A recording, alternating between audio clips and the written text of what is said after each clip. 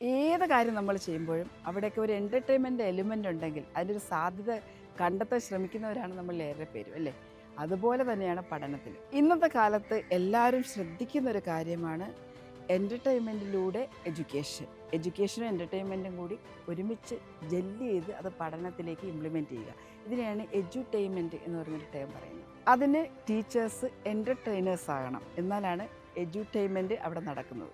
Informations കുട്ടികൾക്ക് കൊടുക്കുക മാത്രമല്ല, അത് ശരിയായ രീതിയിൽ കുട്ടികൾക്ക് മനസ്സിലാക്കുക എന്നുള്ളതാണ് ഒരു പഠനം അല്ലെങ്കിൽ പഠിപ്പിക്കുക എന്നതിൻ്റെ ഒരു ധർമ്മം. ഇത് കുട്ടികളുടെ സ്കിൽസ് ഡെവലപ്പ് ചെയ്യാൻ സാധിക്കും. പ്രത്യേകിച്ച് decision making skills, communication skills, interpersonal skills, intrapersonal skills, അങ്ങനെ അവരുടെ സ്കിൽസ് മനസ്സിലാക്കാൻ സാധിക്കും, അവരുടെ ആപ്റ്റിറ്റ്യൂഡ് തിരിച്ചറിയാൻ സാധിക്കും, അവർ കൂടുതൽ ഇൻവോൾവ്മെൻ്റ് ഉണ്ടാകും. അവർ ക്രമേണ ഈ പഠനം അവർക്ക് വളരെ ആസ്വാദികരമായ ഒരു കാര്യമായി മാറുകയും ചെയ്യും. ഇതവരുടെ പഠനത്തെ മാത്രമല്ല, എക്സ്ട്രാ കരിക്കുലർ ആക്ടിവിറ്റീസ്, സയൻറ്റിഫിക് ആയിട്ടുള്ള ഇൻക്യൂസിറ്റീവ്നെസ്, ക്യൂരിയോസിറ്റി, ചൈൽഡിഷ് ആയിട്ടുള്ള എല്ലാ ഇൻട്രസ്റ്റുകളും കൂടുതൽ സ്റ്റിമുലേറ്റ് ചെയ്യാൻ സഹായിക്കും.